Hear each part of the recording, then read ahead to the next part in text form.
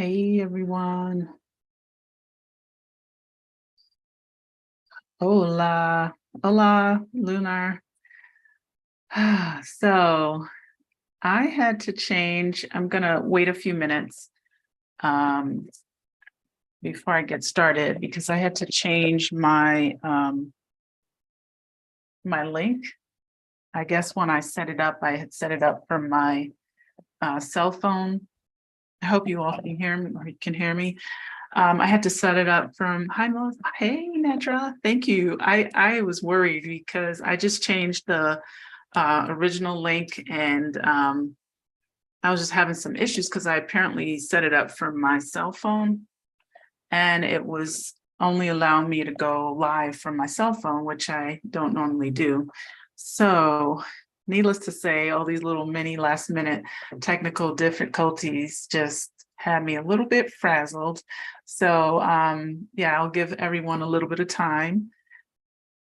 Good to get on and me a moment to gather myself. And no better way than to do it by having some wine on Wine Down Wednesdays. So we'll give everyone a moment to get on. I'm glad you can hear me. If you can't hear me, anything weird happens, just I can see all your comments over here. So cool. Yay, Chicago's in the house. How's the weather? I look calm, but I don't feel calm, but I've got it together. I got the key right here in my hand. Hi, Sylvia. Welcome. So, look what I have. Hey, how are you? Welcome, Miss Aromatherapy. Okay, so I'm trying to make this a tradition because I enjoy drinking white wine and I really am leaving it to when I go out and on Wednesday evenings as opposed to other times of the day. So hi, April, welcome you all. Not bad for February, okay, in Chicago, great. Where's everyone else from? Let's chat for a moment so we can get everyone on. On today I have Montevina. This is also from Mexico. Today I did not get a bottle that's from a vineyard around here. I actually went to the liquor store today and I asked them for a recommendation. And I don't think I've tried this. I'm not a huge fan of Chardonnay, but this is what this is. And she recommended it. They're actually in, I think it's out of, I want to say Monterrey, right, which is in North Mexico. So, yeah.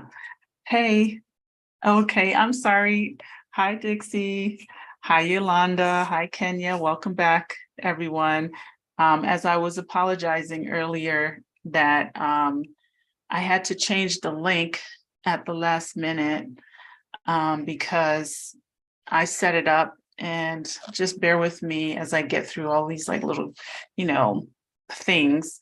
When I set it up, I did it from my cell phone, so it automatically put that I was streaming from a mobile, but I actually need to stream from my computer. It just gives me more flexibility to see what you all are writing. And also, so I'm actually streaming it through Zoom because you need like a streaming software to make it work if you plan it in advance. So anyway, it's a lot of technical information, but I'm glad that you all found me. And if you, for any reason in the future, can't find me, just go to my channel, Expat Life Mexico, and it should show that I'm live. And then you just click on it there. So hopefully we get everyone that planned on being here this evening. And if we missed anyone, I'll make sure that I put the link somewhere on my pages. So let's see.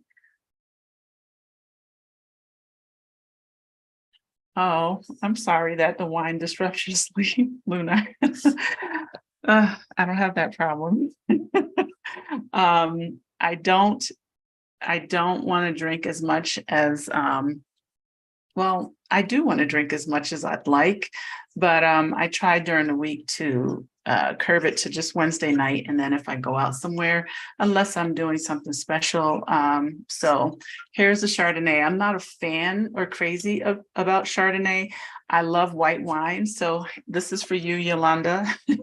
Chardonnay is your favorite. I love Sauvignon Blanc and Pinot Grigios, and it's just because they're a little bit lighter and yeah, they're just lighter, you know, a little bit fruitier. I guess I don't like it too strong.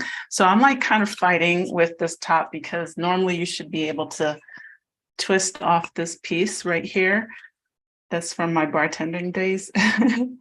But anyway, I'm going to do this because I feel like today was going really smooth. And then suddenly, because I usually try to set up about maybe a half an hour to 45 minutes before it's time to get on. And then like suddenly I was like, oh my God, what's happening here? I can't connect all my dots and cross my T's, dot my I's. So this is me doing what I'm doing, right?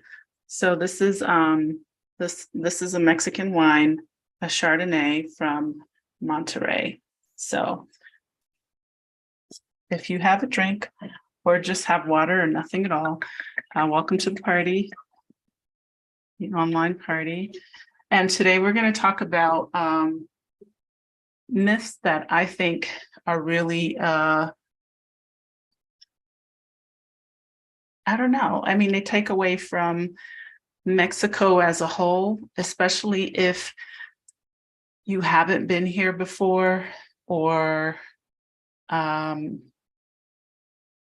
you've only been to maybe a resort, you know, because anywhere in the world where there's a resort, typically it's just cushy, right? And it's nice and beautiful normally, at least with like the all-inclusive setups and things like that. But it doesn't always give you a real true sense of what that country is about, the traditions, the culinary. You know, for example, my parents are from Jamaica, and I've done in the deep of Jamaica, you know, but I've also done the resorts. And I remember when I went to the resort, I just kind of felt like it was, you know, it's kind of cushy.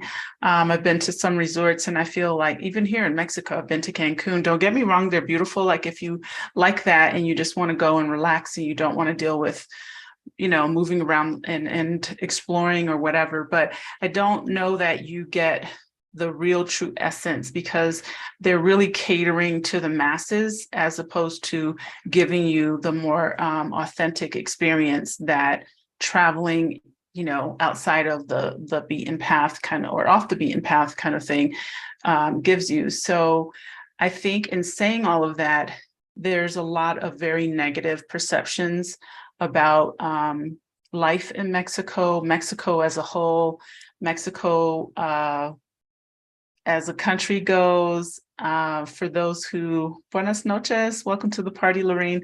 For those who have not had the opportunity to travel maybe off the resort or to Mexico in general. I just wanted to talk a little bit tonight because I get this question often about the safety and the safety things in Mexico, which is it's something to be concerned about. You know, I'm not here to downplay that, but I also want to talk about kind of the perception that people have and you know, some of the myths in general about Mexico and then how they relate to my experiences. So this is not me speaking for the masses necessarily. I'm always telling you things from my experience and my day-to-day movements here. And, you know, and that I am grateful that the country is not what I've seen on television, because I really think a lot of how we perceive this country is because of what we've seen on TV. So, hi, our family exodus. I think it's Danielle, right? All of you and your alias names. Sorry if I don't always remember them week to week. My brain is always full. So anyway, in saying that, if you have any questions, and it doesn't have to be on this specific thing, it could be whatever you have questions about, San Miguel, whatever, we'll I'll try my best to answer those. But I wanted to talk about just some of the myths. So, I have like a little list, so that's why I'm looking down. One of the to me more interesting ones is, and because this is how I initially thought about Mexico as well, was that Mexico was more like a really like a third world country, however that's defined to you, meaning, it was not very developed. And this was prior to me visiting, right? This was back in 2000 and prior to 2005, right? So not that long ago, but I never had opportunity prior to that, even though I traveled quite a bit since out of the country, or I should say internationally, meaning out of the United States and outside of Canada. I started traveling internationally in 1997, I think, or 1996. But I had never been to Mexico, right? And I went to, different other places. I even had misconceptions about Europe. I thought it was going to be, countries in Europe, and I thought it was going to be just da, da, da, da, da. And it was completely not that. It was, it was very eye-opening, but I think that's what travel gives us, right?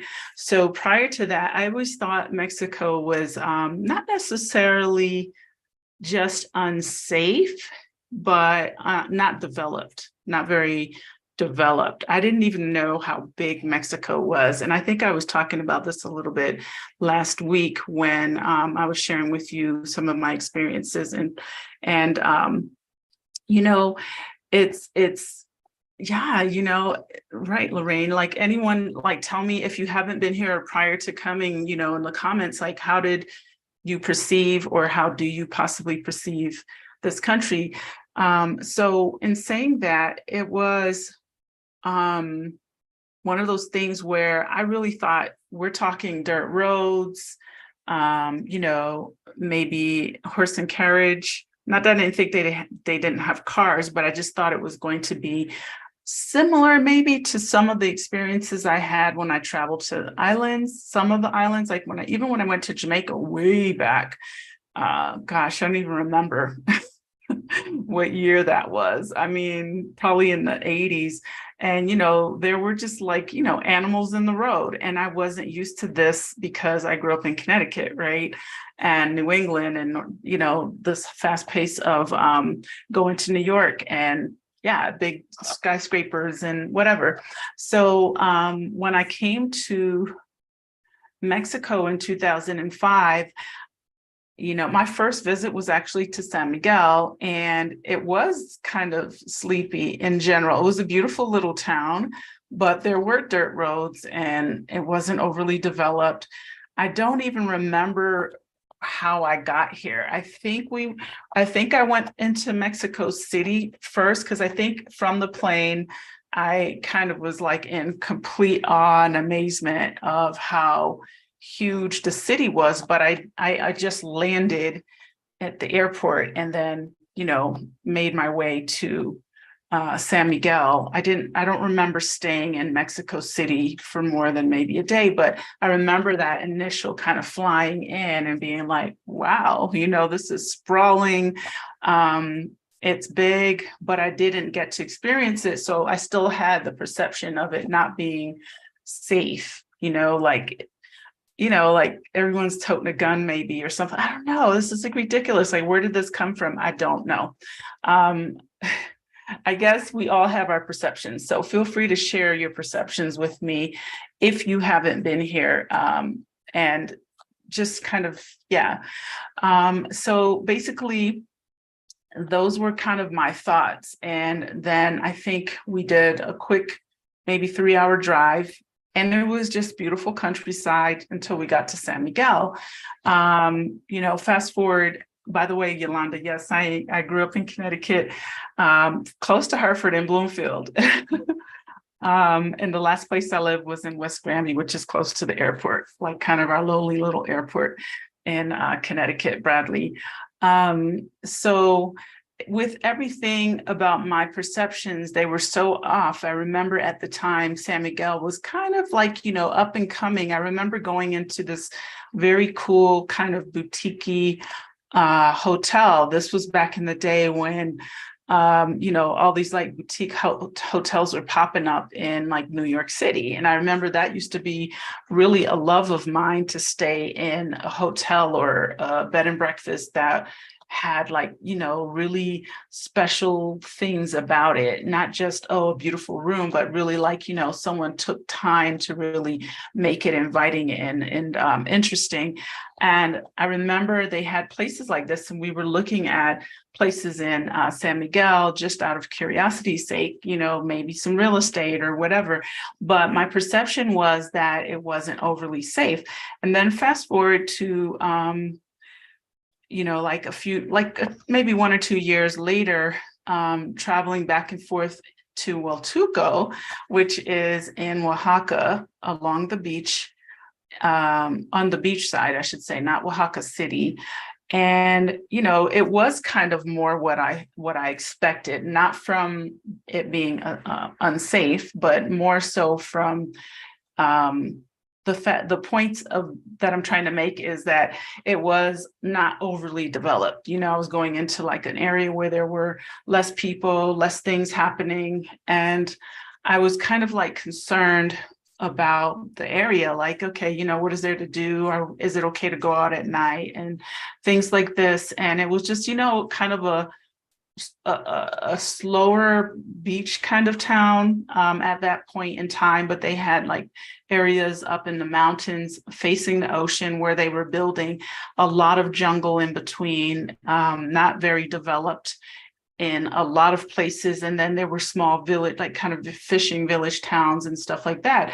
But overall, it never felt unsafe, if that makes sense. Of course, you have to always be cautious about things, but it just never really felt like what I thought. I was always kind of like, oh my God, someone's gonna, try to rob us or take our car or something, and I thought afterwards, like, where did all of these things kind of come from? Like, why do we feel this way? Because I've encountered so many really amazing people culturally. I feel like culturally, people here are more inclined to help you than they would be inclined to help you if you needed real help in the US. And it doesn't mean that the people in the US won't help you.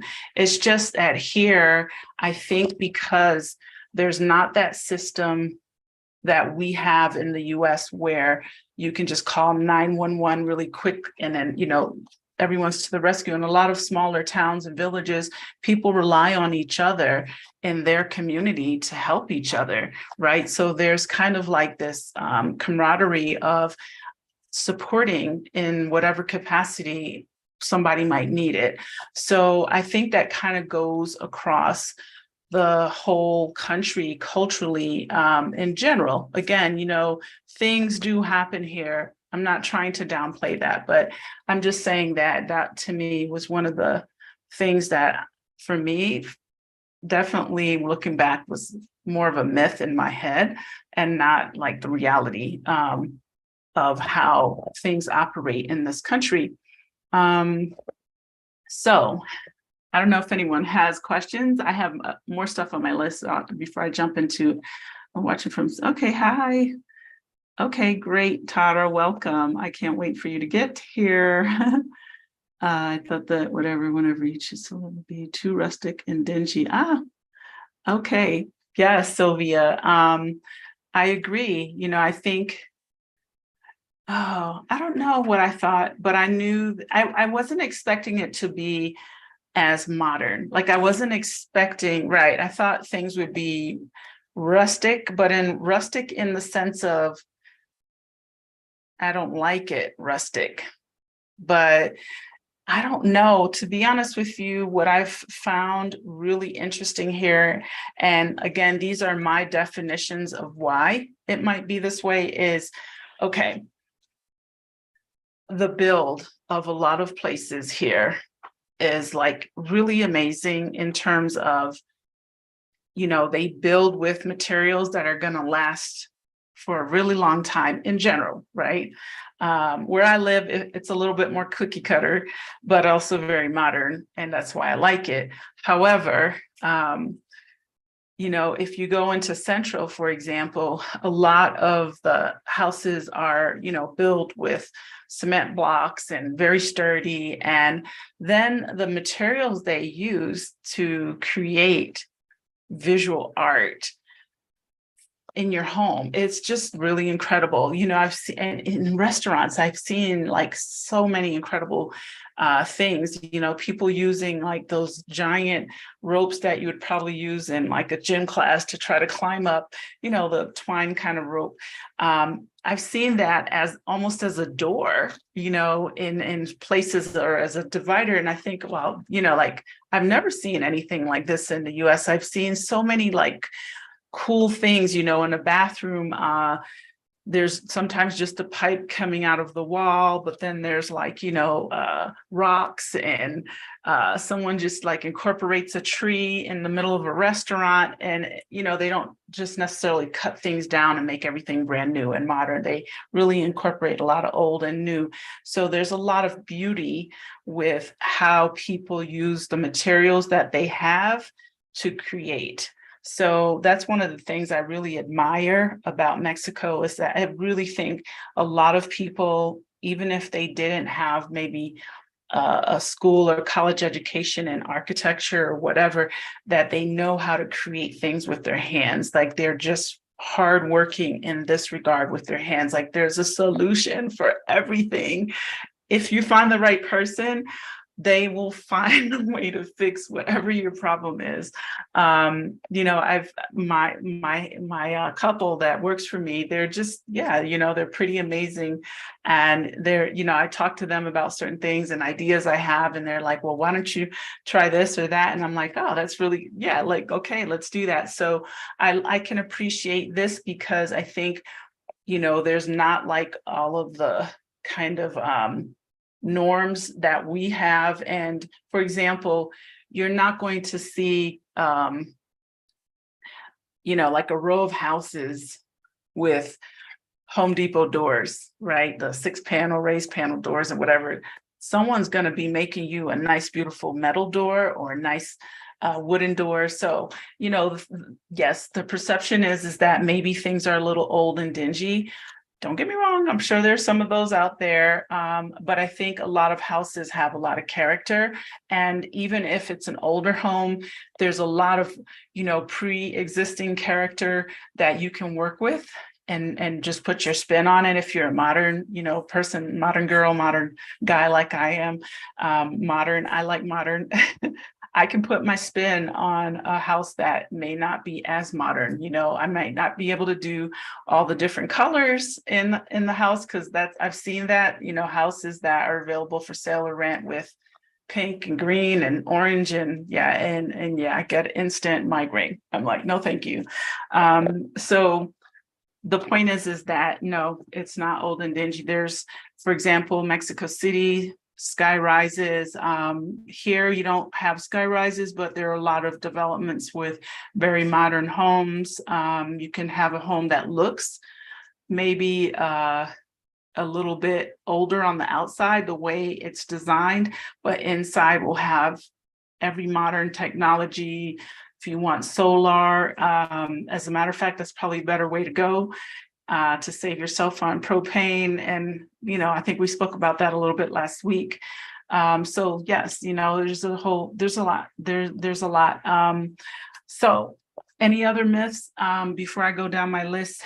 I think this is kind of a funny one, where we think maybe the way people dress is maybe more traditional, or sombreros and Western gear, because when I lived in Dallas, I saw a lot of people that were from Mexico, and they had adopted that Tex-Mex kind of look, the big belt buckle, the Western shoes and boots and stuff. Don't get me wrong, that's here as well. You can go out to the rancho and see that, and you can see it around town. But when I tell you some of these women are so stylish and in a classy way, right? Where they're just gorgeous. Their ponchos and their beautiful sombreros, or it's just, yeah, they're just really beautiful. So I think that also for me, I remember years and years ago going, like after the first trip, going to Mexico City and really being just that. I was pretty much in awe of walking into a mall, and I went to Zara. And I love Zara. I love shopping at Zara. When I do go to Zara, which is not often, there's one in Querétaro, so it's not very far away. Actually, there's two that I know of. No, three. There's three. There's three. I've been to three of them. But the point simply is I remember seeing, that,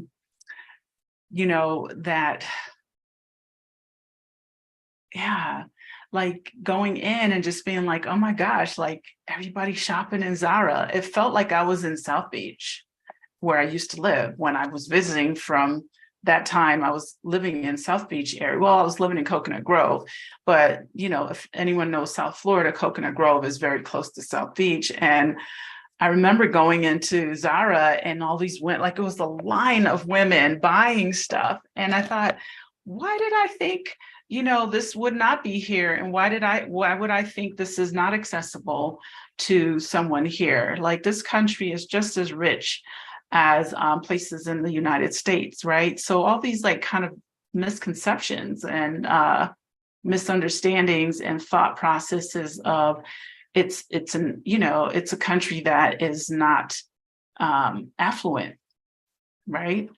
Misconceptions there. Let's see, which is okay. I was untruth about, yeah, and absolutely, Yolanda. A lot of untruths and a lot of fear around Mexico. Again, I don't want to downplay that, there are societal issues, there's poverty. There are a lot of the things I think that we also see in the United States and certain places, right? But I think we still just have to be more clear about what Mexico is about. Do you know what I'm saying? And that's kind of the reason why I think it's important to talk about these things, and also not downplaying anything, not shooing it out the window.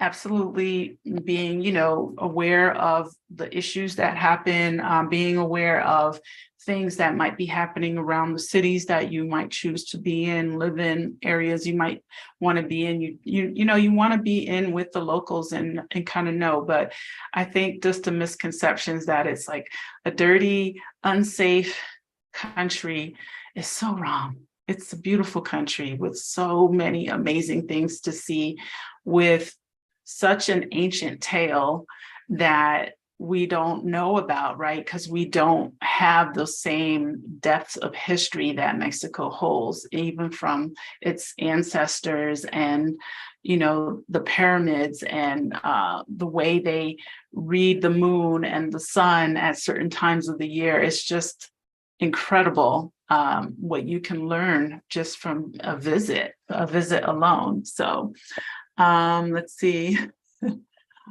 Yeah, let's see. My friends and family have bombarded with me. Oh, I know, Lorraine. I know. I understand. I totally understand that our families are concerned, but I think if they don't take the time to come with you, experience you while you're here, experience Mexico with you while you're here, you just have to kind of do your thing, right? I'm pretty sure I had friends who asked me about being concerned about being kidnapped. And I was like, I am less concerned about being kidnapped in Mexico and more concerned about being shot in the United States and my child being shot. Okay. So where this kind of, IDTV imagery comes from, like, I am not the demographic that someone's looking for. A lot of times, like I said last week, crimes in Mexico are kind of targeted towards whomever's being targeted, right? I don't think I'll ever put myself in that position. So yeah. And by the way, I'm looking at my wine, but I'm going to drink some of it because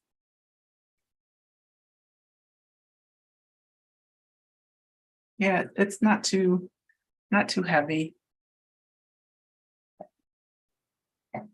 Yeah, it's pretty good. Okay. All right. Anyway, you've been to Mexico several times in the last 30 years, different experience depending on where you go. Can't believe how many boom towns have developed. April, yes, I agree. I mean, San Miguel is definitely, I think, been a boom town in the works for decades, right? For all the different reasons that veterans came to San Miguel. There was a lot of push for people who were maybe retiring from the army, and this was a very affordable place where their money could go, farther. And it's still kind of that same concept and why people move to Mexico. But I have been quite impressed since I've moved here with quite a few cities that I had never heard of before, and even more that I'm sure I need to get to, right? There's Guanajuato. Let's talk about Guanajuato. So I live in the state of Guanajuato, and there's Guanajuato City. So typically there's like Mexico City and then the state of Mexico. Same in Querétaro. There's the city of Querétaro and then there's the state. And each of these states are pretty big, pretty massive, right? You can look up more details online. There's 32 states in Mexico. So one of the things I want to say is, with the myth, right, is it's going to be hard for me to get things, whatever your things are or your things may be. People think, it's going to be hard for me to get things. I had zero idea that Querétaro was only 45 minutes away when I first came back. Well, the second time I came to San Miguel, which was in 2017, 2017, I came to check it out, right? I had San Miguel, Querétaro, and Mexico City on my list of places I wanted to research. So I didn't know about Querétaro at first. Someone told me about it, but I didn't actually make it there. I flew into Mexico City, took a shuttle, and came to San Miguel. So after coming back and forth for a few different trips, people were telling me, oh, why are you going to Mexico City? Go fly into Querétaro or León. I didn't even know about León, right? So León is apparently the leather capital of Mexico, or at least in this area. And with Querétaro, when I finally moved here, I flew in, I think maybe a couple times before making the move. I don't remember exactly, but people were telling me, oh, there's a Costco's, there's Home Depot, there's this amazing mall, Antia Lifestyle Center, there's HEB, for those of you who live in Texas, that's a Texas chain as well. It's a grocery store, and you name it, right? There are amazing places to buy things here, like the boutiques in San Miguel are they're amazing. I'm going to tell you that. I don't shop there because they're really, really pricey. I remember I went into Namu once, and it's Namuah, and there was just this loose fitting. It had a very Asian kind of feel or whatever to it. And I remember I went in and I was just like, wow, this store is amazing. It was just so boutiquey and beautiful. Like the shops and the courtyards and the little boutiques around here are just done so well. And yeah, I don't know what I looked at, but it was pricey. I feel like whatever I touched was like almost $500 when it converted over. Yeah, it was like 10,000 something pesos for a dress. I was like, okay. So just saying, I think those misconceptions that we have is like, there's just going to be maybe like your Mexican restaurants, not real upscale and fancy. And that's not the case. There's so many amazing, beautiful places that you can experience here that are really world class.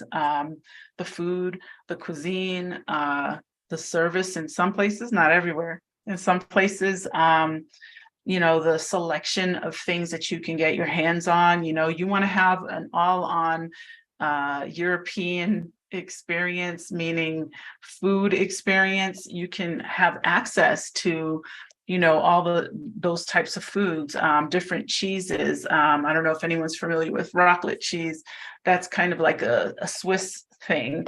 You can get these things here, right? You can get them at Costco's, you can get them at City Market, you can get them at Luna de Queso, which is kind of like a gourmet grocery store. You can get them at La Comer, which is a chain throughout Mexico. Some of the La Comers aren't as pretty. They are, I think, a breakoff chain from what used to be called Mega, and there are Megas around Mexico, but the La Comer here is, I think, a breakaway from what Mega used to be, but they're just really great shopping experiences. I mean, I really think that you can find a lot. So, oh, okay, thank you. Yes, HEB. Okay, let's see. Welcome, Burning Sky. Sorry, yes, I changed my my link tonight. So that's the reason why you had a hard time. You probably almost missed me. Let's see, been dreaming of San Miguel in Oaxaca, Mexico since 2007. Well, it's time to come on down. Come on down and experience both places. I mean, I think Oaxaca is very different from this part of Mexico. I have not been to Oaxaca City, though, for a long time, and I'm so overdue. So if there's anyone in the chat that is, I know Suki was on last week, she lives there. Please feel free to share Oaxaca, details about Oaxaca City, but I know that it is probably toting more traditions, Mexican traditions. I know that that's like a huge thing. I remember the last time I was there was up and coming too. It was a boom city, and it's probably like really different now. And I just remember thinking it was super artsy as well. San Miguel is very artsy. Oaxaca, I'm sure, is very artistic as well. So I need to get there. I've been to Oaxaca, the state, but along the beaches recently, but I haven't been to the city for a while. Let's see. Casa ELM was lovely. Oh, thank you. Yes, thank you. I didn't even do an intro today. But yes, so if you don't know, I live in San Miguel de Allende. I have a guest house, Casa ELM. And I really I love the space. It's really beautiful. It's kind of modern, but Mexican modern. I think there's still a lot of like wood detailing that I can really appreciate. It has a lot of beautiful light in the home, so I'm very grateful that it's not a dark house. It's not like a house with lots of walls and darkness. There's a lot of windows and a lot of light comes in. So my goal was to keep it as minimal as possible and not have too much heaviness inside the space. And it just has amazing, beautiful energy there. We do relocation tours. If you're interested in moving to Mexico, we also offer travel experiences within San Miguel. So you can find that at Casa ELM. expat.com or Expat Life Mexico. I do relocation consultations for anyone that's interested in just planning their journey to move here. So back to the questions. Let's see, I agree with you on a completely different perspective. Yeah, I agree with you on that, our family exodus. It's, our perceptions are, and what I find really interesting now that I live outside of the US and have for almost 5 years is how much of a sense of kind of false safety that we have. And, just the way we look at, we're considered one of the power countries in the world. But we're always in people's business, right? Like, that doesn't make me feel comfortable. We're always attacking other places and people. So in saying that, I think, there's definitely more structure when it comes to how things can be handled in the US. I feel like the response is definitely better. If you ever had like an emergency kind of situation, but I feel like here is pretty decent as well. Just depends on where you are, where you live, and what's around you. So that's important for people to look into, to check. Yeah. Oh, I didn't acknowledge Dixie. Hi. I think I may have said something earlier. Let's see, Melissa, yes, fingers in the shops are expensive, but amazingly different. And yes, one in, but this time I will not carry my credit cards. Yes, I agree. I don't go to the mall. Maybe I go there once a year. And sometimes, I was going more often in the beginning because when people came to visit me, I just wanted them to kind of really see how amazing it is for, like, for us to think that it does, like, we don't have access to these things when we actually really do. So, I would bring people to Antilla. I would bring them to the local, it's called Fabrica Aurora, and it's an art gallery. It used to be a cotton or a textile factory back in the day. And it's like all these beautiful art galleries and places you can buy. Some places you can buy home goods, some places you can buy like real specialty items. There are just so many amazing spots. So in saying that, it's just, again, dispelling the myth that we're going somewhere that doesn't have class and style, because there's a whole lot of that here. It's like oozing out at the seams. So yeah. I just wanted to say that. Let's see. Travel and Leisure Guide notes San Miguel as the most charming town, small town. Yes, yes. And actually, welcome, Abba, if I didn't say that already. San Miguel keeps coming up as being the number one best small city to live in, I believe, in the world. It just keeps coming up every year. It's been quite a few years of getting this accolade from Travel and Leisure, and it's really beautiful. I love it here, but I love Mexico as a whole. I really do. I've been to, it's been a while, but I've been to Ecuador. I've been to Chile. I've been to Argentina. And, I've visited lots of different areas in Mexico, and I just really do think it's underrated. It's very underrated. And it shouldn't be, because there's so many beautiful places to see and experience. Let's see, sorry, some of the shops. Yeah. Some of the shops are expensive. The expatriate I lived in Guam, Hawaii.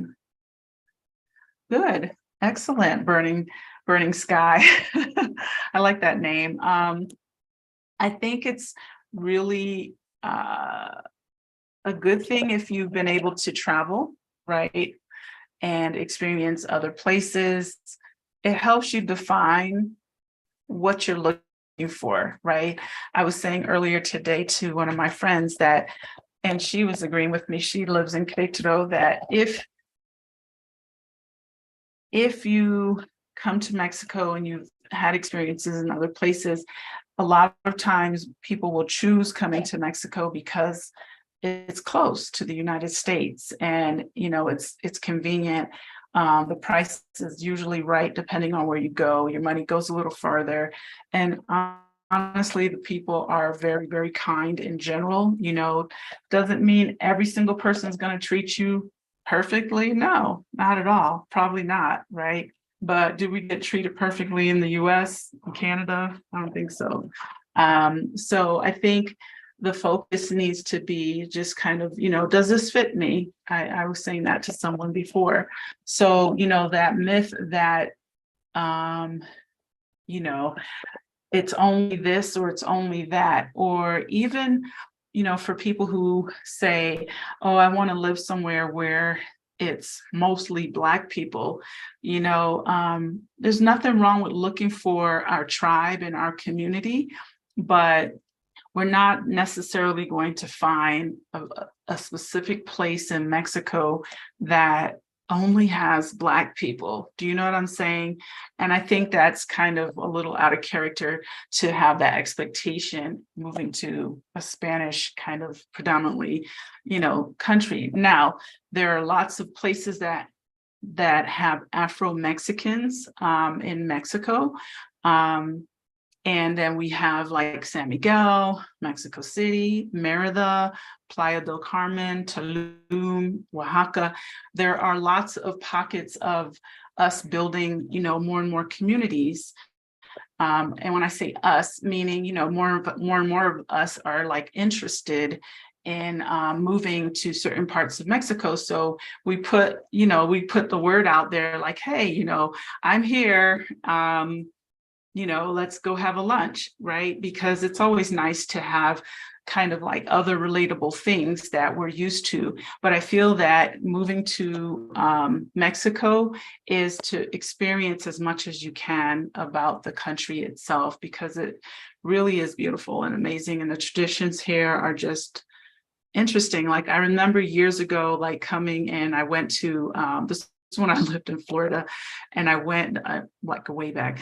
I went to kind of like a Mexican festival, and I remember like there was a DJ, and they were playing a lot of traditional music, and I remember feeling like I want to dance, but I don't even know what to do, right? Because it wasn't salsa, it wasn't even salsa. It was a lot of traditional Mexican music, and people were doing their thing. And then I remember the DJ put like one song on that I knew that was something I heard in Miami, and I was like, yeah, we were like the only ones dancing, and it just made me realize like how many different things there are to experience in the world that maybe our ear or our eyes or our our being is not used to. But it's sort of like to me that's the joy of the newness of the new place. Is like, okay, what can I learn about this? Like, where did this music come from? What is the meaning? What are they singing about? And yeah, it's just, yeah. So I can ramble on about that. But the myth is that, maybe we're so used to our own things, we can't always see something else. And if we do, we can't, maybe we think it's not relatable, but it's just because we don't know, right? So we got to come with that openness to receive whatever it is that we're here to receive, right? Hey, Jessica. Welcome. How are you, my friend? Millicent mentioned City Market is unlike any, yes, food shop. No store in the US has Harvard food. Girl, yes, I love City Market. I want to do City Market tours. I just want to walk in. I want to get some Italian ice cream. I want to sit down in the cafe that has basically the fire pits when it's cold in the winter, and drink my cappuccino. And they give you little free, well, it's not free. You get a cappuccino and they give you little mini croissants and little cinnamon rolls. Ah, yes, I love City Market. They have so many things in that shop that are specialty items. They have Dr. Bronner's. I love Dr. Bronner's. They have a 3 restaurants. They have a tapas. They have a like a sushi place with a giant fish tank right in the middle of the sushi. It's not even a restaurant. It's just like this, and then the food station, and then you sit on the outside on like high tops. But then there is an actual restaurant. So yes, City Market is amazing. I don't shop there all the time, but I do go there for specialty items. It's definitely pricey. You can blow a pretty penny there.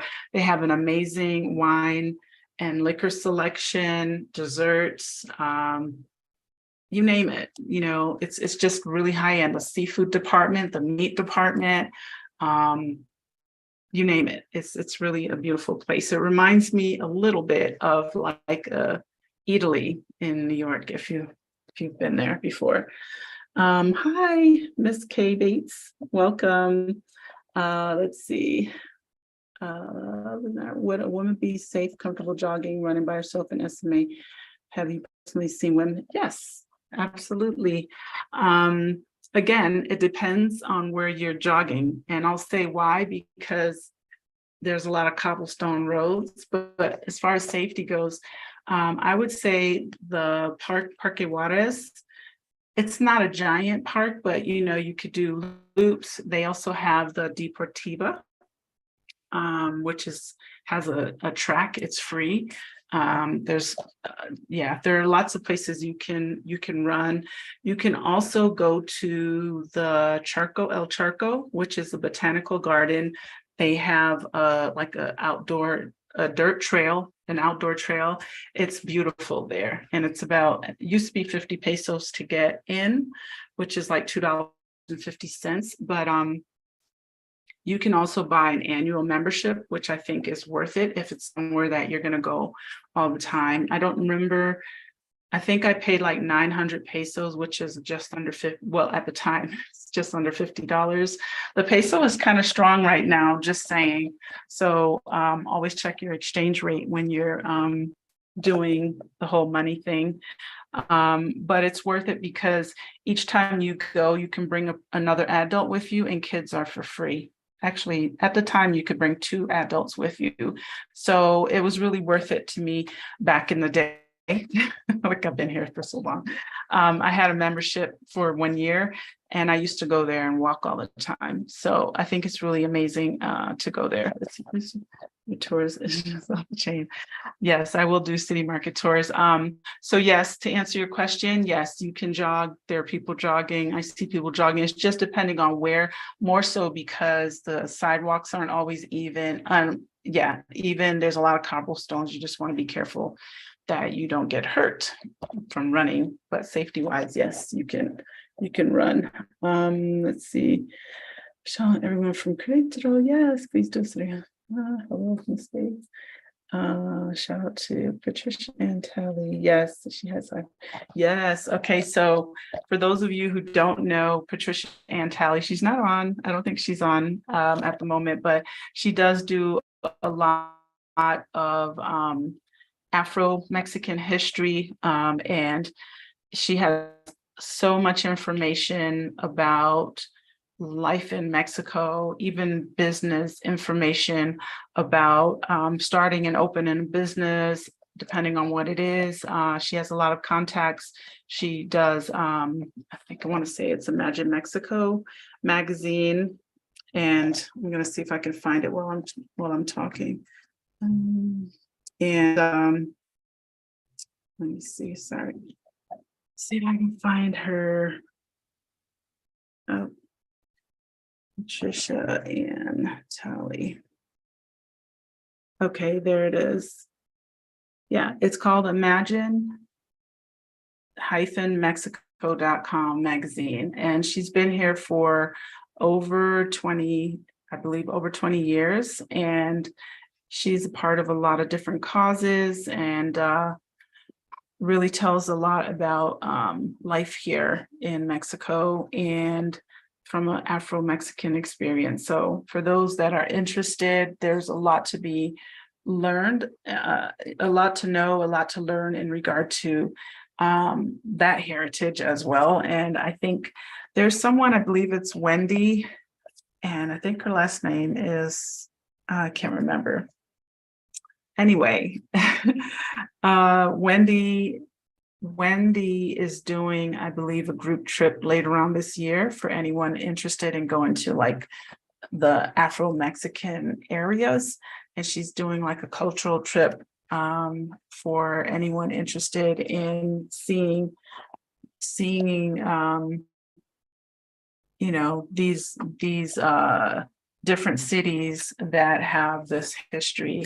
Really a beautiful thing. I've seen some videos about some of the festivals and the dances, and it's just really interesting how, you know, there's so much that we know already and we're familiar with, and it's coming to you in Spanish. It's really cool. Anyway, let's see.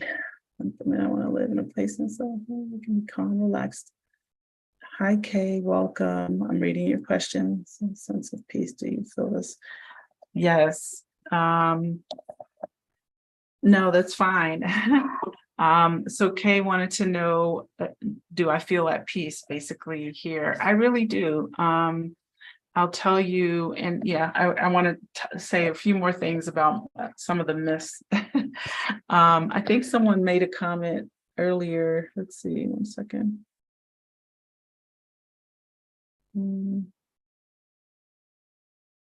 Okay, sorry. I do really feel at peace here. I honestly am grateful for being able to live in Mexico for a lot of different reasons, but one of the reasons being is that Mexico is, to me, a very family-oriented place where people really value the family unit. And if yours is not the traditional family unit, people are very willing to adopt you into their world as well and to help. And I know I mentioned last week that you know, the couple that helps me, you know, they've invited me to things, and they are always concerned about you know, how am I doing and things like that. I remember last year they were like, you know, they celebrate Mother's Day on May 10th. We do it on I think it's the first Sunday of every, or second Sunday, maybe, I don't remember, of May. And theirs is always May 10th. And they were like, you know, like, what are you doing Mother's Day? And I was just like, I'm just nothing, like, I'm okay. Like, really, I'm just relaxed. But there's always this sense of, you know, unity. And when I first moved here, I remember within the first day or two, sitting in the Jardín, which is in front of the church, the symbolic church that we always see in pictures, that you all always see in photos and stuff. And there's a garden, there's a park right in front. And I remember sitting down, and my son just started running around, and he was playing in the pavilion. And there were some other kids, you know, local kids, and maybe foreign kids as Micah, you know, same. And they just started playing and they were running around. I remember sitting there feeling such a sense of tension that was released from how I felt in the US, because I used to take him to the park a lot, and I was always concerned about a crazy person coming through. You know, I don't know, you know, I always had this sense of concern, like someone could be angry today and have a gun and just start, you know, shooting,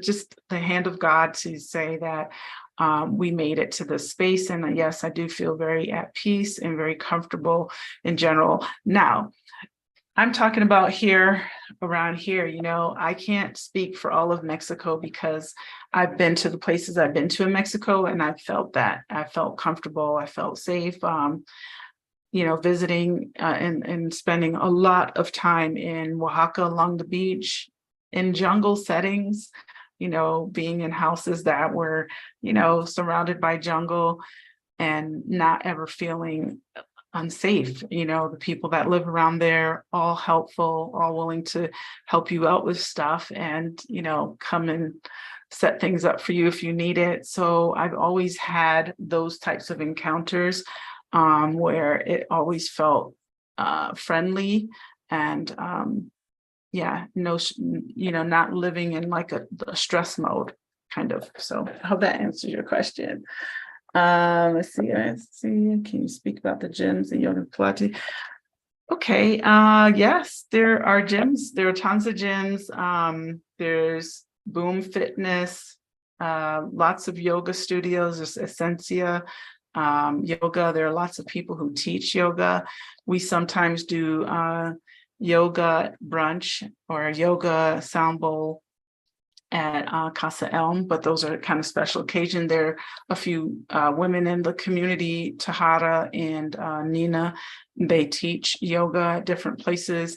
There's Wolf, I think it's Wolf Gym. There's another one over by Las Ventanas. So to answer your question, there are lots of gyms, lots of places to do yoga, and lots of places if you want to do Pilates. I actually signed up at Wolf Gym. I think it was in 2020 during COVID.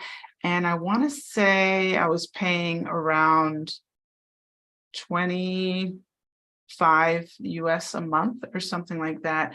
But that included classes because I know at some of the gyms in the US, they let you use the gym, and then some of the classes, depending on what it was, happened to be a little bit extra. And if you look up Boom Fitness, like BOOM Fitness, it's a pretty nice gym. It's a good size. Same for Wolf. I don't know what it costs at Wolf because that's in San Antonio neighborhood. I only went there to do like a Zumba dance class. This was pre-COVID, and I was paying by the class because I was only going there for the class, but they also had like boxing class, they have spinning, and I'm not sure what else. I just remember seeing that. So you could probably find them on Facebook. I would say Facebook or even on Google if you're interested in just communicating to see what those costs look like. But I would say if you're not already here, wait till you get here and physically go there to see what they look like. Make sure it's what you're expecting. Let's see, a couple of gyms. Yeah, 30 to 35 bucks. They probably went up a bit. Hair question, natural and thick. Any ethnic hair products there? Girl, not really. I think I've seen what is it, the Shea Moisture brand. And it kind of depends on what you're looking for. So bring your hair products, okay? Bring your stuff, bring your braiding hair, your headband wigs, your hair your hair products, your foundation for your skin. There is a Sephora, but it's also very limited. They do have Sally's Beauty, so the Sally's Beauty, they don't really have a lot. So I think it's important. Well, you can buy some things online on Amazon.com.mx and also Amazon.com that might ship to the United States, but it's harder for sure for us to find our hair products. As far as stylists, I know there are some in Querétaro that do braids. One of my friends that lives there, she has been going somewhere to get Fulani braids, I guess. And I haven't tried them. And there was another woman, she was actually Afro-Colombiano that I think she kind of more specialized in hair color, but I think she worked on a lot of volcanic women, maybe Caucasian women. So I was just trying her out. She did like a ninja bun for me, and it was cute, but I didn't go back because I haven't found anyone really. I have friends who are trying to convince me into trying to find like a local stylist, whether they were Mexican or Caucasian, to train them on how to do black hair. I'm not doing that because I'm not a hairstylist and I have no patience. So I don't have patience for my hair, let alone trying to train somebody. Yeah, I went to one lady once in the beginning because she had this beautiful board outside her shop with these amazing cornrows and really pretty styles. And I was like, yes, someone who can cornrow. And I brought my braiding hair and she did not know what to do. All I wanted were like two, long, like Pocahontas cornrows, because I think I was going on vacation. And she did not know what to do. And I said, oh, okay, the board had all these pretty cornrows, but it was because their hair is already not, nice and long and pretty. So I was just kind of like, okay, thank you. It wasn't a lot. I just paid her a little bit of money, whatever she asked me for. I was just like, this is a hot mess. And I went home and I took it out and I watched a couple of YouTube videos and I figured out how to do it myself. So in saying that, there are mostly places that can braid. There's a couple ladies in Mexico City, which is again 3-4 hours away. But if you're looking for products, I think you should bring your own products and whatever it is you do. I've learned to do my own hair pretty much, chopping aloe vera's plants and leaves off of the side of the road. Yeah, Harold doesn't know what the heck to do. That's right, Brenda. You got that right.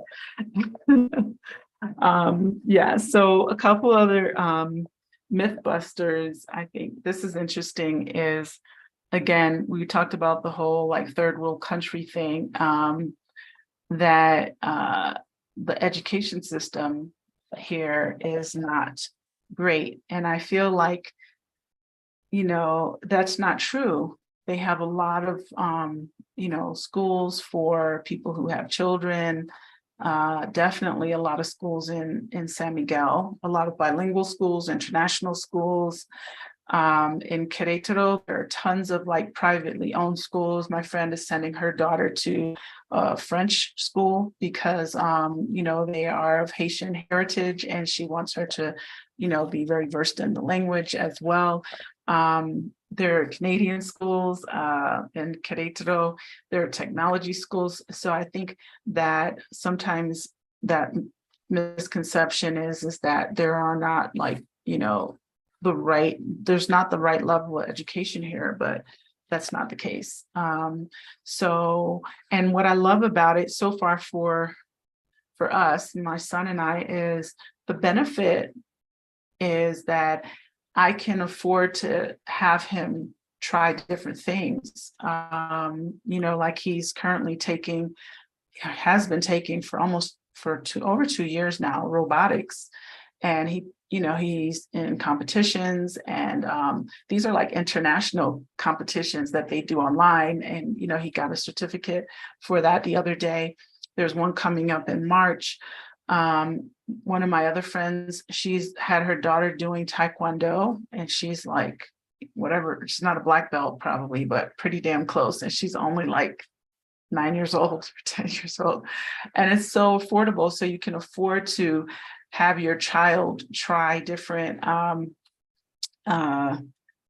things, right? They can try on different things to see what they like, and it's available. And not only is it available, it's affordable. So I think it's important for people to, kind of know this is out there, for your child or even for yourself. If you want to learn photography, not just learning Spanish, but you want to get out there and learn how to paint, or you've always had a desire maybe to make something in particular.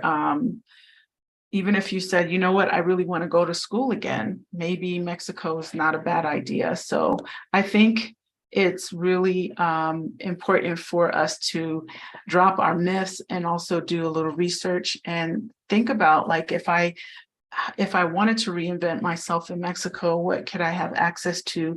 What would be affordable for me, even from an education standpoint. I know not people aren't coming here necessarily to go to college and things, but hey, if you wanted to, consider doing another degree or something like that, I think that that's also a possibility. I'm sure there are programs as well that are bilingual for those that might be interested in doing that. So let's see. This guy with my hair, but I manage. Yeah. Yeah. I mean, I really miss having access to a salon in Florida. I really do. I miss calling my stylist up and just making an appointment to get my hair done. Colored, weaves, extensions. Yes, I know, natural hair, blah, blah, blah. Sometimes we just don't want to be bothered. Okay. So just saying. But yeah, you have to bring your own stuff. You should see, I have like a literal closet of products for mostly my hair. And I kept buying and buying and buying things because every time I had the opportunity to either send it down, bring it down myself, or someone was coming down, I was like, oh, I need one more of these. I need another shampoo. And to be honest with you, that stuff lasts for a long time. So I think it's really, amazing how long things last, and we think we need a lot of it, especially if we're not sure if we're going to have access. So I have a lot of things that I got and I still have. And I also have like 2 or 3 giant bins of hair stuff, that I was like, oh, I'm going to use these twisty things to roll my hair. I don't have time for that. I don't have time to roll my hair. It's ridiculous. Okay. Okay, let's see. Would love for you to do some schooling, your experience, and others know about. When you say schooling, are you talking about like university or like grade school for children? The experience I have right now is with my son, and yes, we can do that. I'll talk about it briefly. And I think I did a video, or there's a video coming possibly tomorrow about finding the right school. And I know I also did a video where I interviewed my son about his experience here for anyone that has children that are under 18.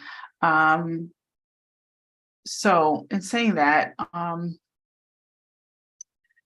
the first year was a little bumpy in terms of schools, but I think that was because I had like very high expectations of what I thought that school year would look like. I just wanted really for Micah to learn the language. I didn't really care about the academics so much because he had just gotten out of kindergarten, right? So whatever you learned in first grade, I'm sure it doesn't matter.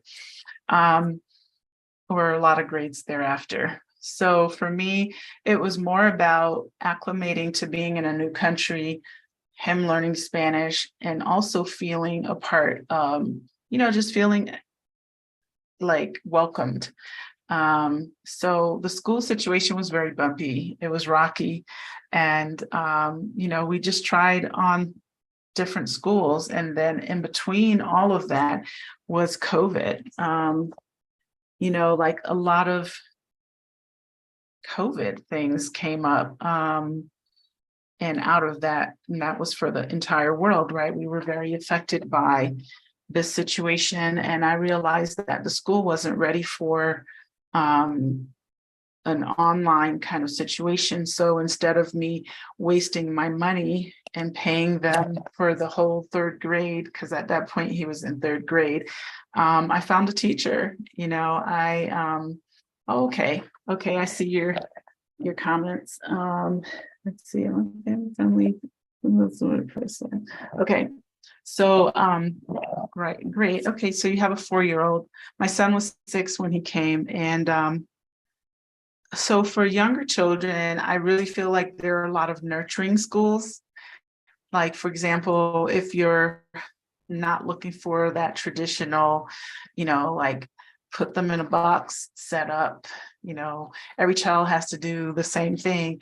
There are so many traditional schools here. I'm sorry, there are so many untraditional schools that you can find that give your child creative freedom. There are Montessori schools, there's Waldorf schools. At one point, Micah was going to what they call a free range school, which I had not heard of. I was like, I've only heard of the word free range in regard to chickens. And I was just like, what does that mean? And he had an amazing end of first grade, couple of months at a free range school where they literally were just allowed to roam and play outside, explore, do what they wanted to do. And then they would have walks every day where they would collect things and talk about, different rocks and trees and plants. They did a lot of things with their hands. So it wasn't about just learning all the time and everything indoors. So that was probably the more extreme experience. And then I even met the very first 6 months I was here, I met a group that was a world traveling group. And they were like unschoolers, world schoolers. And I thought, wow, this sounds really interesting and very cool. And because I always kind of had my head wrapped around like, how does my child, learn and how are they going to get their math in and their numbers and their reading? And these groups and situations weren't as worried about that as opposed to like letting a child be a child until a certain age and when they're ready to learn and ready to read and ready to whatever. The point simply is that that wasn't quite the fit that I was looking for. But for me, I really wanted something that wasn't too stringent either. So we tried a few things until we found the right fit, and that changed along the way. So, and a part of it changed because of COVID. So during COVID, everyone was doing online school, and he was in a Montessori school, and I really liked it there. I liked that they were really kind of concerned about their emotional development as opposed to just academics. They really were kind of a nice go-between compared to some of the other places.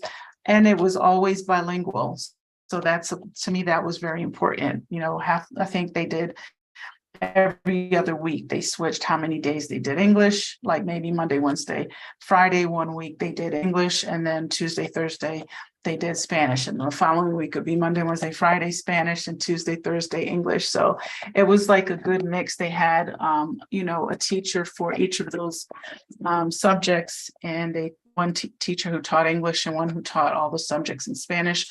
So it was a pretty good, a good fit until COVID hit, and then the online just wasn't working. And halfway in third grade, I decided that he needed to have a teacher. So it was easy enough to find an actual teacher that we decided to do 3 days a week with her. And it was great. So he stayed with her for like a year and a half. And, she was a retired teacher from Texas. And, it was just a great situation, one-on-one. I think at one point she had 3 students. She had Micah and 2 other students. And then following that, she had just 2 students. And then the end of 4th grade last year, so he did like half of 3rd grade and all of 4th grade with her. And his math levels were very high and everything else. And it was just really awesome because he was literally working with her one-on-one 3 days a week, 15 hours a week. And it was enough. He was involved in other things. He had a Spanish tutor and blah, blah, blah.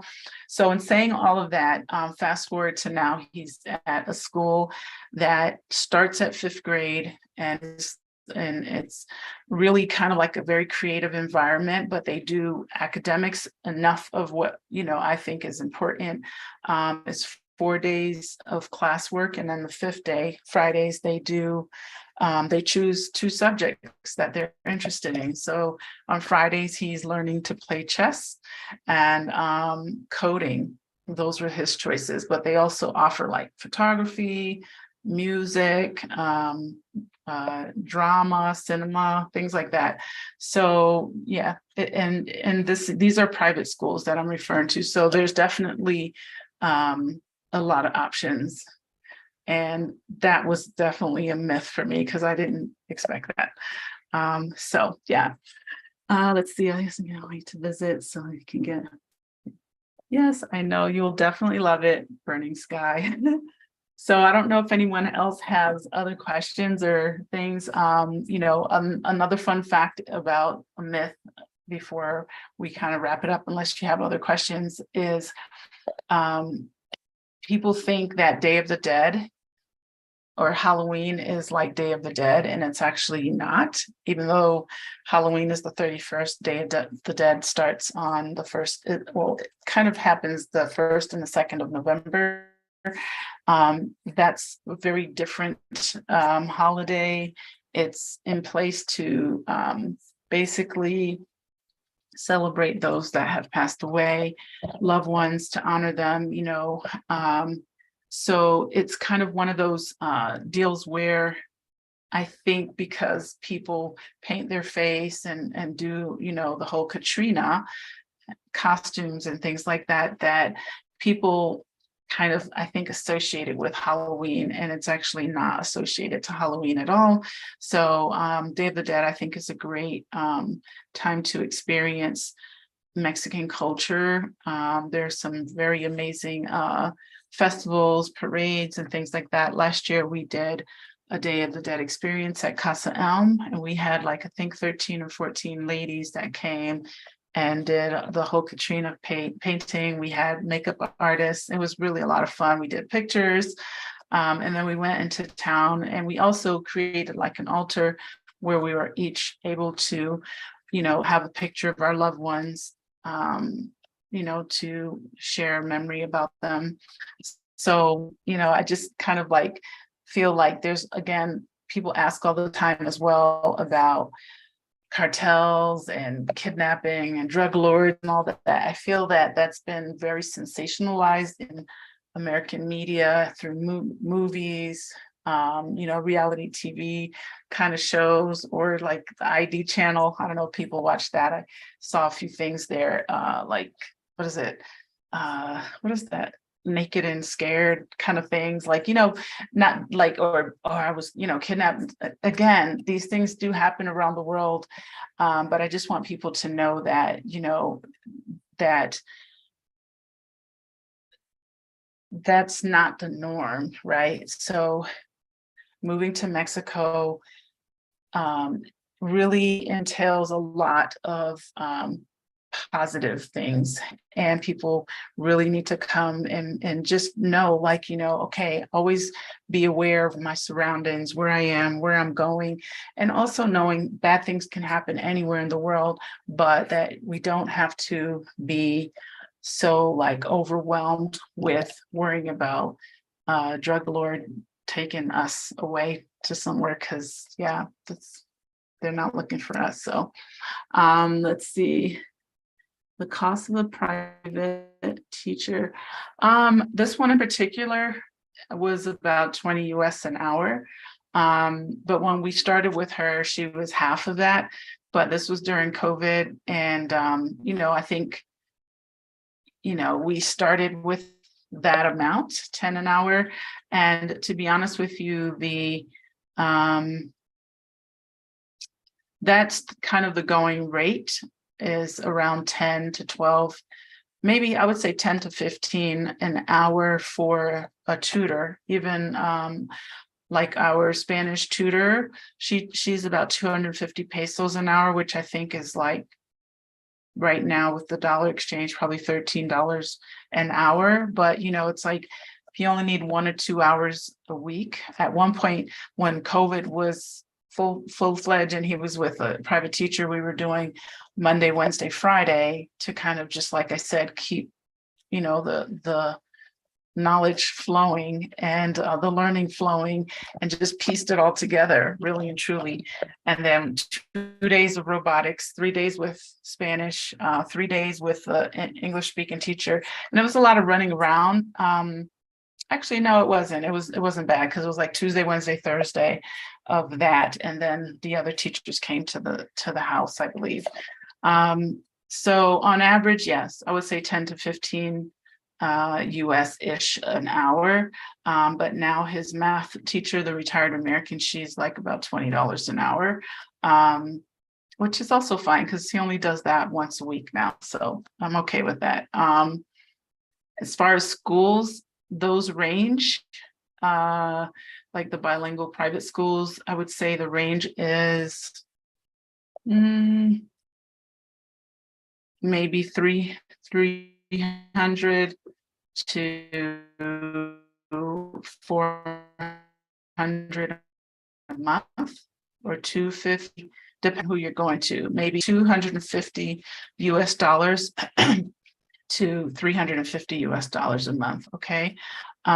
So something like this, I would say, yeah, probably around that. Okay. So I hope that helps. Yeah. Thank you. Thank you for the super chat. I think that's what they call it. I appreciate it. Let's see, there was a question. Let's see, Abba, Coco. Yes, Coco was a great movie to learn about Day of the Dead. It is a beautiful experience. Jessica, robotics. Yes, yes, yes, yes, yes. Robotics. I feel like I need to drink some of my wine.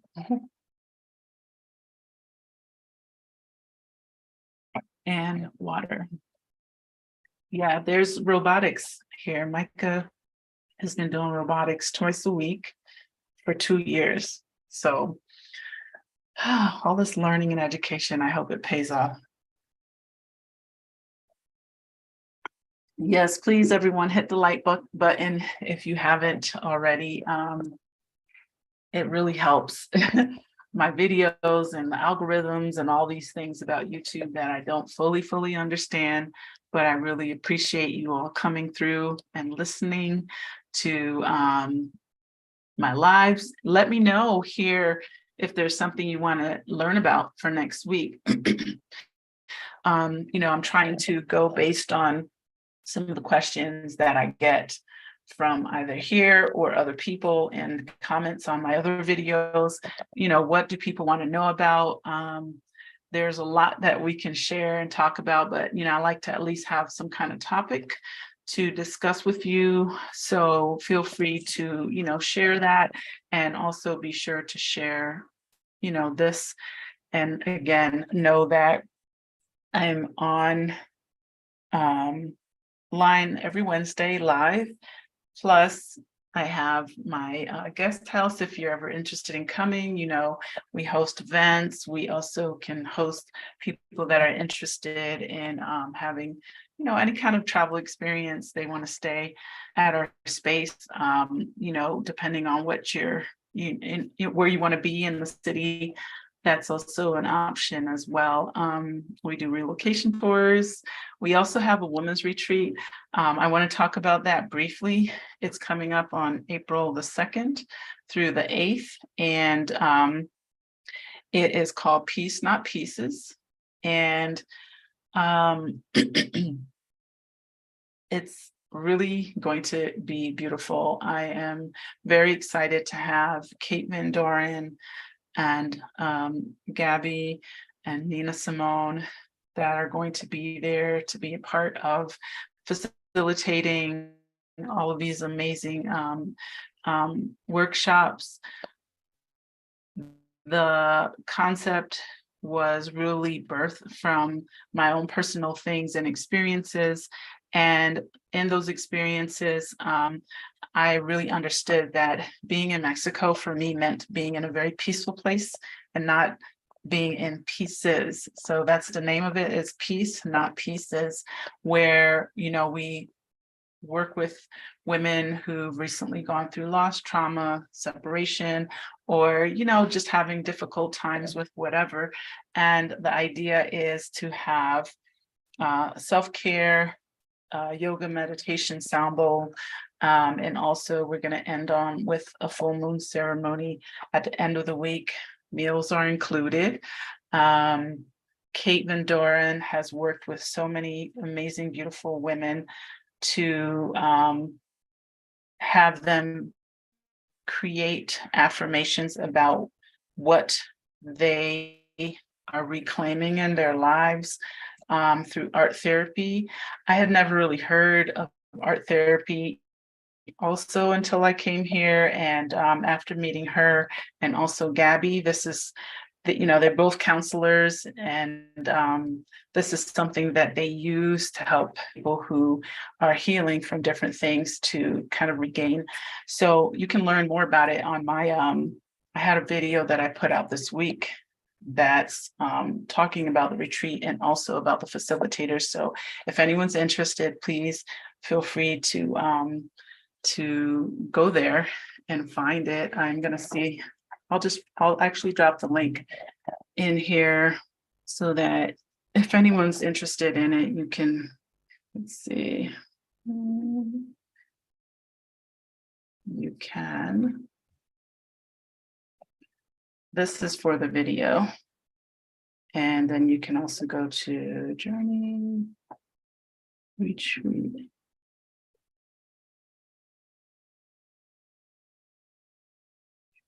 .com.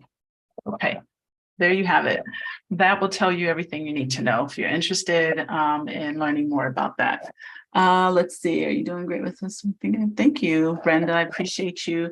Lunar, any coding classes? How about dancing, music? Yes, yes to all of that. Micah was taking piano lessons. There's Taekwondo. What else is available? Dance. I don't know if you said you had a son or a daughter, but I know that they have like dance classes, probably maybe more for girls. Yeah, there's singing, there's anything you can think of. And it's affordable. Like at one point, Micah was taking piano lessons. It was a half an hour because she felt that at that age, that's all he needed to do. She was a concert pianist from Germany, and she was teaching him piano, but at the end, you know, she had like these Congo kind of drums and stuff, and she would just let him enjoy the music. And it was around $6 or $7 for 30 minutes of lessons. They also formed like a little choir at some point. So, you know, really and truly, thank you so much. I appreciate you. Sexy Sky Doll, love that name. I hear you here back. Welcome back. I'll tell you, let's see, text you. I'll tell you in a second about the cost for that. So appreciate you. But you know, there's someone here because there's so many creative people. There's so many creative folks that probably have retired here, and you can really come down, and there's so much that you can be a part of and or even bring. So, you know, one of the things I haven't really seen, I know they have photography classes and lessons, but like for adults in a group, you know, that's something I've always wanted to really learn and do. So if anyone's a photographer, even an amateur, like I really love photography. I've always had like this camera that I just never really learned how to use. So saying that, I think that that's something that you can bring if you're an artist. By the way, we're doing a Black History Month meetup on the 25th of February. So if anyone here on the chat is going to be here, that's going to be next week on Saturday. During that time, someone asked me if someone could do a reading. And apparently this woman does a reading annually during this time of the year. And I said, absolutely. So, you know, I was thinking, wouldn't that be kind of cool if we just even had a poetry night, right? Or poetry once a month or something like that. So there's a lot of good things coming, a lot of really cool things that can be brought to the table. We're considering doing soul food Sundays on brunch once a month or every other month or so. We just got to kind of put it all together. So just saying, there's a lot of really cool things already happening, a lot of things your kids can be involved in, and you know, a lot of things that you can also bring that might not be here. But coding, yes, there's coding for Jessica. Oh, thank you, Lenara. Yes, we'll have one in September as well. Let's see. Okay, Cheryl, you can definitely find more information at the Journey Retreat, so feel free. Okay, yes, all right, so Sexy Sky Doll, how about, how much taxi? Okay, SMA to Guanajuato. I don't know if I would take a taxi. I don't know if I would take a taxi from San Miguel to Guanajuato. I probably would get a driver or take the bus. I don't know how you feel about that, because I did the bus. The very first time I went to Guanajuato, I took the bus. It's less than an hour if you're going to Guanajuato City. And I couldn't believe I was there. We were there in like 45 minutes. And this was a few years ago. I bought a ticket for my son and I, and it was like $20, maybe one way. And it was easy. And once I got off the bus, these are like nice buses, like the ETN line. These are like luxury buses with little TV screens and charging ports, and the chair goes way back, and it has also the leg lift. It's almost like a reclining chair. So I don't know how much it costs to take a taxi, but you know, and that all just depends on what you're looking for. If you need a driver or drivers, I have drivers that specialize in driving people to certain places. You can send me, let's see, I'm going to send you my email address. experts@gmail.com. I need my glasses. Okay, so if you're interested in getting like a driver to take you to Guanajuato, I can send you that. Okay, so which one this won't be there, darn. Oh, yeah. Okay. I just sent you that information. So I hope that having events planned for June. Okay. Sorry. Welcome, Michelle, my belle. Michelle, my belle. I know you get that song sang to you every time. People sing that to me a lot. So basically, yes, I think a driver is in order, or taking the bus is actually not a bad idea as well. Okay, so just saying that's an option if you're interested. And that bus line is going to be, there's several of them, but there's going to be ATN or Primera. That might not be, okay, Primera Plus, there it is. Those two bus lines. And honestly, I would probably recommend going to the bus station if you're in San Miguel and buying your ticket in person, just to make, unless you speak fluent Spanish and you can find them online, you can book them online as well. Okay. And you can also translate in Google Chrome. For those who don't know, it will translate websites for you.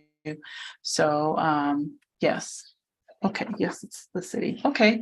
Guanajuato City. Such a beautiful city to visit. It's kind of like a more sprawling, hilly version of San Miguel, and also kind of compact. Lots of museums there, by the way. So hop on a tour if you do have time for that. Let's see. Michelle asked, my husband and I plan on coming in June, but we don't have the dates yet. Do you have any events planned? I am not sure in that far in advance, but if you keep checking on casaelm.com, and also if you check on Facebook, we post a lot of things there that we're having, and a lot of people will just kind of say, hey, I'm in town. Like I know someone posted on Facebook today on Black SMA that they were, what did they say? They were here today. Were there any dog friendly places, or someone wanted to meet up or something like that? I can't remember. Give it a little bit of time, because, you know, I think a lot of people are so busy being social here. They're not always on online. They're out having fun, enjoying their life. So definitely check back with us. I'm working on adding like some monthly events, and hopefully we'll have some things put together by then. Okay. Quote Maya Angelou, yeah, again, I rise. Oh my gosh, yes, love her. Yes, I will definitely see what people want to do. So is that it? Can't wait to visit San Miguel. Yes, we can't wait to have you here, Miss K. Bates. So I think we answered and did some myth busting about Mexico, answered questions. Let me know if there's anything you want to know about for next week, and any questions you might have. Please feel free to send them in the comments, and we'll come up with some great topic and content. If there's anything that you need to know in advance, and don't forget, we do relocation tours for anyone interested, or even wants to, you're interested in just traveling to San Miguel, we can help you with that as well. If you visit casaelm.com, there are lots of travel experiences. There's the Mother's Day, there's the retreat, there's wine tours, and then there's relocation stuff. So there's a lot there. And we just try to make it easier for everyone who's interested in being here, whether it's short or long term. Okay, so if you don't have anything else, I'm going to go and make sure my little man is not wreaking havoc on the house. Oh, no speaking Spanish. Lo siento. Lo siento is sorry. Thanks. You have a great evening too, Yolanda. Thank you all for being here. Appreciate you. And thanks for my super chats. I appreciate that as well. All right. If you have any questions, feel free to send me an email to afroexpats@gmail.com. And I will see you all soon. Ciao, ciao. Let's see.